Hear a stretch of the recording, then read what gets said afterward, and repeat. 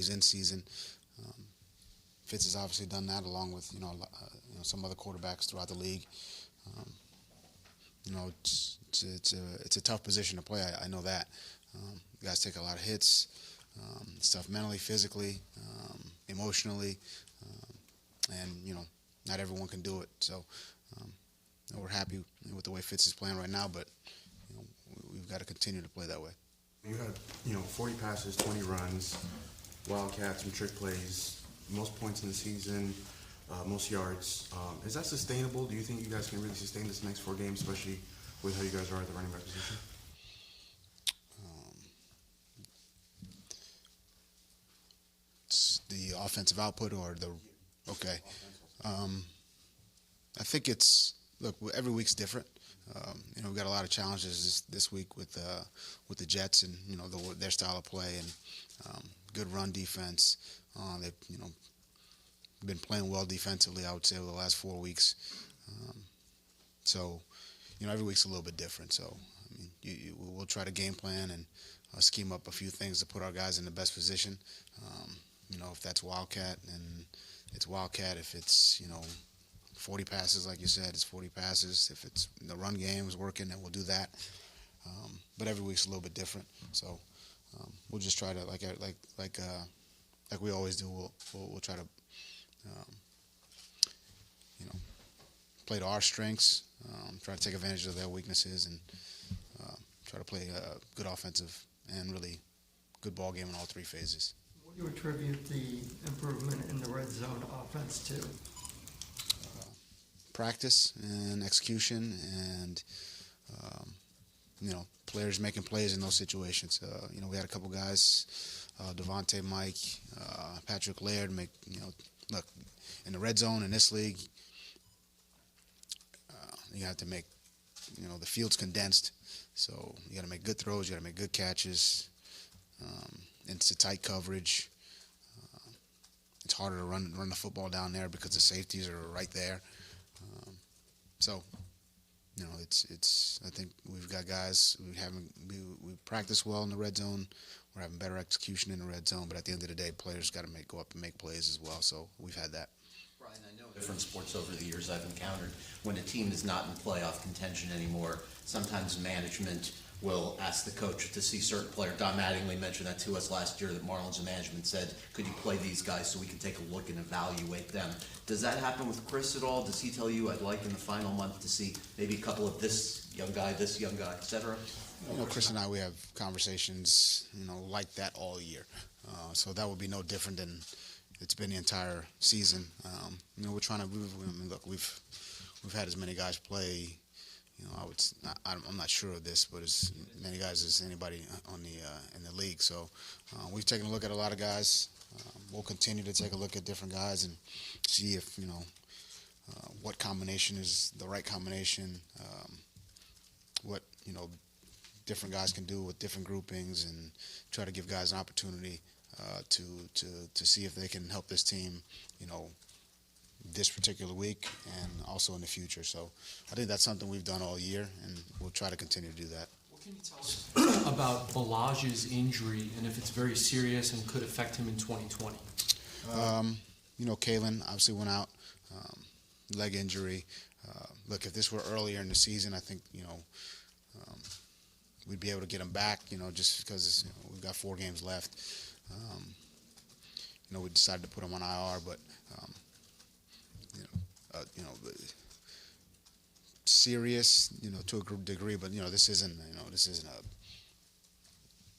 6 month or 4 months. I mean, I think if this were earlier in the season, we'd put him down for a few weeks and hopefully get him back. You've mentioned on occasion how special Coach Mangiero is. Mangiero, sorry, yeah, to pronounce. As you head home to coach a game on Sunday, can you reflect on sort of the impact he's had on you and where you are today? Well, it's not just me. I mean, there's a lot of guys who went through, the program there, our high school program, and in Brooklyn, and now he's coaching in New Jersey at Mater Dei. So he's impacted a lot of young men, and I think you learn a lot about life playing football. I've told a lot of people this. Everything I learned to be successful in life, I learned in those meeting rooms and on that practice field in Brooklyn, and from him.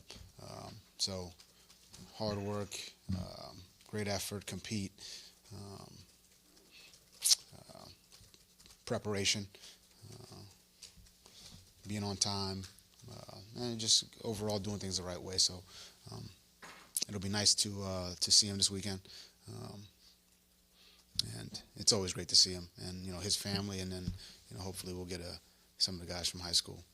Is there one specific thing that he may have instilled in you that you still utilize when you're out there on the sideline to this day? There's a lot. If there's one specific thing, look, he was big on being mentally tough.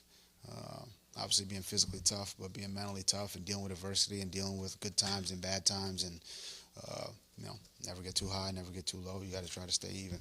That's something that I've taken with me since 1995 when we first met. So he's a great coach, and I was lucky to learn from him, along with a lot of young guys. Anticipate going back to your childhood home or having people from your childhood come to the game this weekend? Yeah, it's a kind of a long ride from Jersey, but I was in Brooklyn, this past summer, so it's hard to get back down there or back up there. But there's a lot of good people there, and I learned a lot about I got a lot of life lessons growing up in Brooklyn, and there'll be some friends and family there, but I probably won't get a chance to get back there. What is it about high school coaches and the impact they have? Because you see guys get to the NFL, and a lot of times you can ask them who had the most influence on your life, and they'll talk about their high school coach, even when they get to the Hall of Fame. Yeah. Sometimes those guys they're presenters. Mm-hmm. I think it's, that time, 14 to, let's call it 18, mentally, physically, emotionally, kids are going through, those adolescent years, and trying to find themselves, as men. They're right in that maturing process, and that mentorship, that leadership, that the impact that's made in that time, I think it goes a long way to shaping a young mind, and that's why I have so much respect for high school coaches in all sports. Football, baseball, basketball, soccer. Men's sports, women's sports. All of it. There's such an impact that's made, and it's something that the lessons I learned and kids learn on the high school level. I think they take with them really throughout their lives, and I think they get shaped in a way that is positive, and that's always a good thing. Have you got any messages this year from your high school coach or your coaches? Maybe through some of the highs, just that maybe made you smile. I talked to Dino a lot. He's always got words of encouragement. But whether it's college coaches, other coaches I've worked with, I've gotten a lot of messages, and I've gotten support in the good times and the bad times, and those are your real friends, and the people those are people who are going to support you, good and bad, and it's been nice. Ryan, regarding the Eric Rowe contract extension, what was it that made you guys want to make sure that he stayed around? Well, Eric, he's a versatile player. Obviously, he's played multiple positions this year. Again, another conversation between Chris, myself, Brandon. Just felt like we had an opportunity to,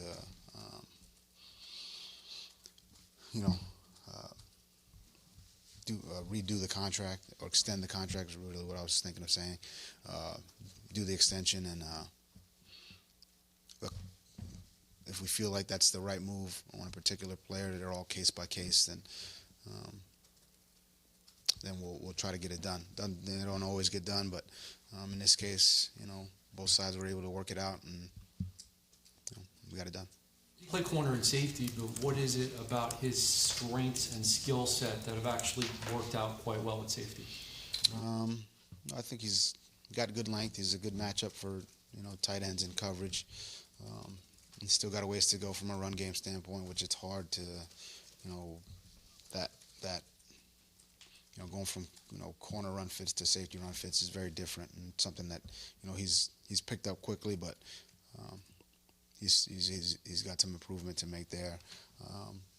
But he can also still go out there and play some corner as well. So we're not saying that that's out of the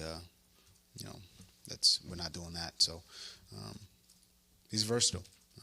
He's played some deep half, middle field safety. He's played corner, safeties, and kind of understands the run fits now. So that versatility will help us defensively, and hopefully he just continues to improve. And we expect that. We expect him to improve, and we wouldn't have done the deal if we didn't think that. Picture of what this team would look like by the end of the season, and are they on pace to be that? No, you never really have a ideal. Picture of what it's going to be. Every year's different, and there's so much change on a team every year, whether it's through transactions or injury, or so. I never have hey, look, I want the team to look like this. You hope everybody stays healthy, and the team you put out there on day one is the same as week 16, but that's very highly unlikely. So things are fluid in this league, and I think we've got to be able to adapt and adjust and make the best of whatever situation comes up. And I think we've done that to a degree, but we're still learning to do that. And this team's still growing and trying to improve and build. And I think if we just stay on that path, then we'll be okay. We got a tough game this week. The Jets are a good team. They're talented. They won 3 or 4. They got good coaching. They got good players. And look, this is going to be a tough challenge for us. So we got to go we have to have a good week of practice, and if we want to give ourselves a chance to play well. So. Final question. Thank you. Appreciate it.